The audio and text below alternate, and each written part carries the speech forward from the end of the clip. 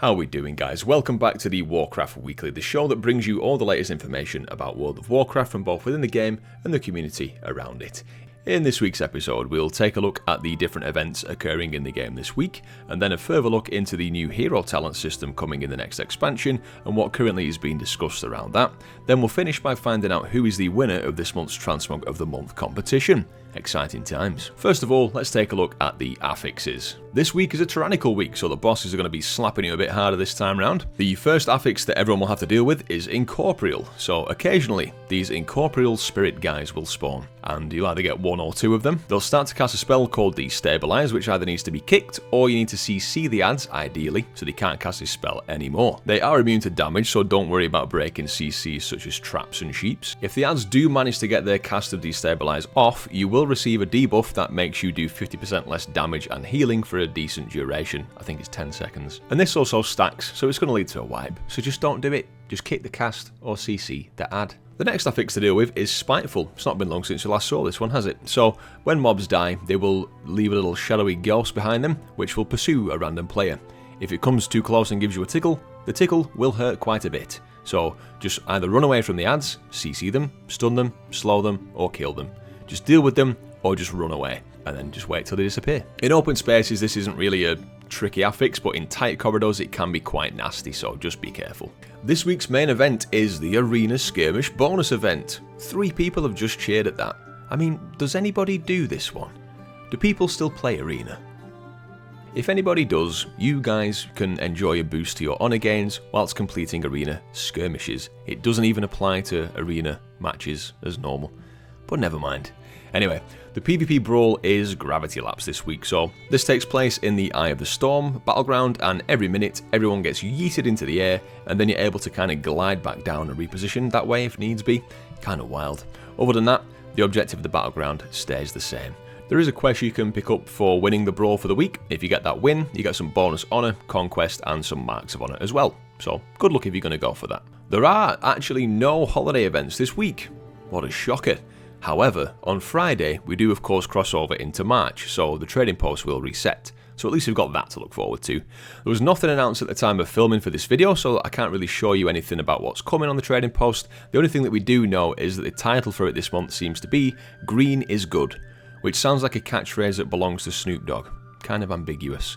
It could perhaps be the stuff on this page though that was data mined as spring rewards, which could kind of make sense. But I'm sure Blizzard will put a post out over the next couple of days, kind of showing off what the main things from the trading post will be.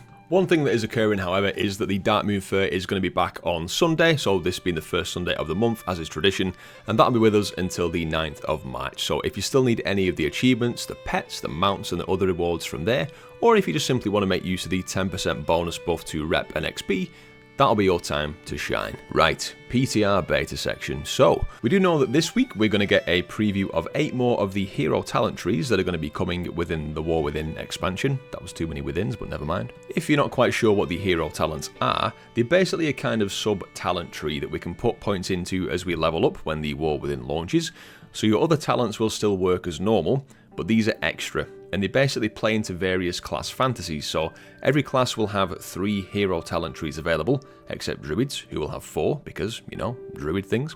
However, each spec will only be able to choose from 2 of the hero talent trees, the ones that are most thematic to that spec, which does indeed make sense. There's already been some good debate around these and some good feedback coming in from all different sources, and Blizzard have stated multiple times that they do indeed want this feedback and they're very open to it, requesting that we give as much as possible, and there's already been some changes, notably for the priest as well. The issue with that hero talent tree was that there seemed to be this big focus on replacing power infusion, which is of course quite an iconic priest spell at this point, so Blizzard have said they are going to revamp that hero talent tree, so good on them for listening to the feedback so soon. Further than this, you did of course have the Asmongold and Belialar sort of, well, Asmongold was obviously doing his thing reacting to Belialar's video about how the War Within is already dead before the things even hit Alpha, so rather wild. To be honest, my take on this would be that I honestly can't see hero talents being that massive of a part of the War Within.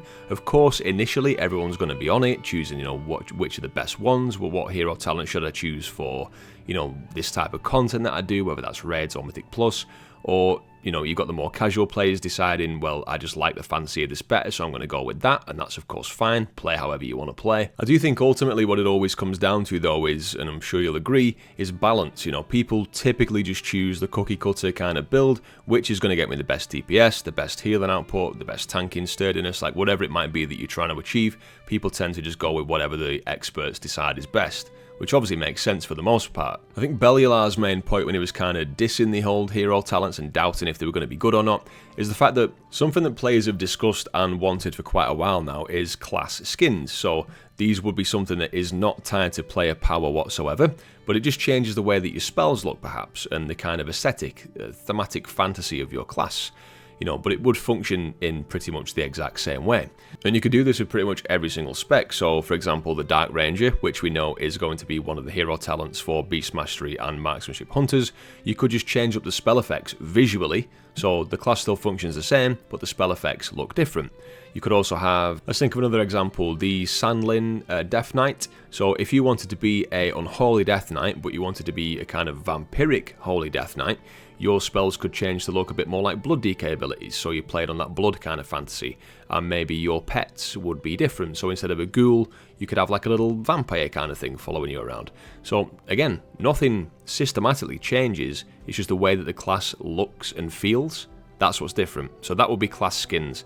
But of course, Blizzard, they tried to make things a little bit more complicated, and now it is kind of tied to power, so I think this is where people are doubting that it's actually going to, you know, play off. And it is going to be something that is relevant throughout the expansion of the War Within, and probably the 2 after that as well, so they kind of do need to get this right. I don't think that hero talents are going to be as impactful and important as something like the artifact weapons were back in Legion, because that was pretty much the major focus of that expansion. So I think they'll be a little bit less important than that, but still something that is going to be there, present within your everyday gameplay. So I think for now the best thing we can do as players is to keep on, you know, seeing what Blizzard put out in terms of previews and providing any feedback where we can and discussing things like this. So let me know what you guys think of the new hero talents when they do come out, and what are your thoughts in general on hero talents? Like, do you think it's going to be a good system or not? Let me know in the comments. So a couple of bits of Reddit this week. So I had this meme here from, now then, Fleischpeich95. That we'll just go with that. So apologies for butchering your name. Lovely simple meme, there are more, there are less. This is the kind of thing when you're scrolling through Reddit, you look at it, it gets a hearty little chuckle, or even sometimes just like a strong exhale from the nose of appreciation. It's just what we need to brighten up our day. And then we had Anthelior, I think, with some other news about a racehorse in Turkey called Lady Sylvanas. Did you know?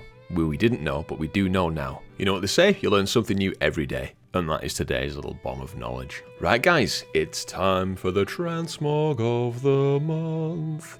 And time to find out who is the winner of the Transmog of the month for February. The theme this month was of course Cataclysm, and we had lots of good submissions. The final submission for this month came in this week from Airplug, so let's take a look at that. So what we've got here is Plug the Protection Warrior. However, looks very Paladin-like of course, because you've got what appears to be the Paladin chest piece from the Firelands raid, which of course you can get for any kind of plate class. The shoulders there are the ones from the Time Rifts. You could get the Pauldrons of Ragnaros or whatever they're called, which are of course very nice and fit perfectly with this set. The gloves there I do appreciate. Those gloves are from, I believe, somewhere around the sort of Cataclysm era, or maybe even earlier. But very nice, fit well with the set. And you've got the shield there, the Skull Flame shield, ever since like Vanilla. I'm sure that was out in Vanilla, wasn't it? I've loved that shield. And this is a great transmog that works well with that item. And of course, the Crown of Flame there to top it all off, quite literally. Lovely transmog, mate. Well done, thank you for the submission. Right, guys. So who is the winner? Who has won the £20 Battle.net balance? Now, yet again, guys, this was a tricky one to choose from. Now, a lot of you, of course, went with the fiery variants, which I did kind of expect with the Cataclysm theme, and all of them were fantastic that you did submit. Now, our winner was not one of the fiery variants. I like the fact that our winner this time went with a different kind of style, playing upon the same theme, you know. So the winner for this month is Rollick. It's been a few weeks, but I'm pretty sure that when I saw this set for the first time, I said, whoa, that is sick. because it is. I mean, look at the damn thing. You've got Thunder Fury, you've got the replica Aegis of Agramar, as well as the legendary cloak from the Horrific Visions. So all the other bits in the set are kind of like mismatch items, and I mean, it's just perfect, mate. It's so cool. I like the fact that you took a slightly different take on Cataclysm and went for the Lightning, you know, which I think only one other person did. So props to you. You're the winner of the competition. Well done, mate. I will contact you to sort out getting you that £20 BattleNet balance as soon as we can. The theme of March's Transmog of the Month competition has yet to be determined, so please make sure you tune in to next week's Warcraft Weekly for details on what the theme is going to be and how you can enter. Big thank you to all you guys who put the effort in to make a submission. Really appreciate it, and you all did a fantastic job. That brings us to the end of this week's Warcraft Weekly, so thank you guys for watching. I appreciate you if you got to the end of the video. If you have enjoyed it, please consider leaving a like on the video and subscribing to the channel for more content like this from me, as well as guides as we go forth into the new expansion. Well, and we've got Season 4 before that as well, haven't we? So, yeah. Do also join us in the Discord as well if you want to get involved and submit your Transmog for next month's competition. So, thanks for watching, guys. I've been LaserBeast. Have a great week, and I'll catch you next time. Cheers.